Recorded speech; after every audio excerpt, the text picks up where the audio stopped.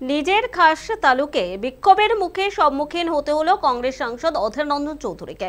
বুধবার divisional railway ম্যানেজারকে সঙ্গে নিয়ে বেলডাঙ্গা, ভাপ্তা, বহরমপুর এবং মুর্শিদাবাদ স্টেশন ঘুরে দেখে, কিন্তু নসিপুর রেল ব্রিজ পর্যবেক্ষণ করতে এলে স্থানীয় বিজেপি কর্মী সমর্থকরা অধীর রঞ্জনকে কালো পতাকা দেখে বিক্ষোভ প্রদর্শন করেন। স্থানীয় বিজেপি নেতৃত্বের দাবি, এই রেল ব্রিজ রেলমন্ত্রী এবং প্রধানমন্ত্রীর সহযোগিতায় সম্পন্ন হয়েছে। অধীর বাবুর এখানে এসে নিজের কৃতিত্ব নেওয়ার চেষ্টা করছেন। যদিও অধীর রঞ্জন চৌধুরীর দাবি, তিনি এখানে এসেছেন পাবলিক অ্যাকাউন্ট কমিটির চেয়ারম্যান হিসেবে। সরকারি কাজের পরিদর্শন করা পাবলিক অ্যাকাউন্ট কমিটির দায়িত্বের মধ্যে পড়ে, আর এটা কোনো রাজনৈতিক বিষয় নয়।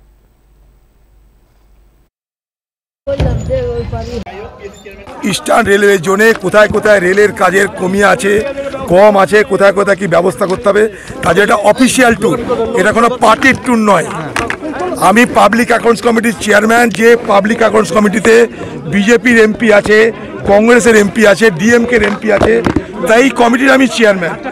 সেই কমিটির চেয়ারম্যান হিসাবে আমি এখানে এসেছি, সঙ্গে রেলের অফিসাররা, জেনারেল ম্যানেজার, ডিআরএম, তাদেরকে আসতে হয়েছে কারণ তারা আমার কাছে জবাবদিহি করতে হবে তাদেরকে।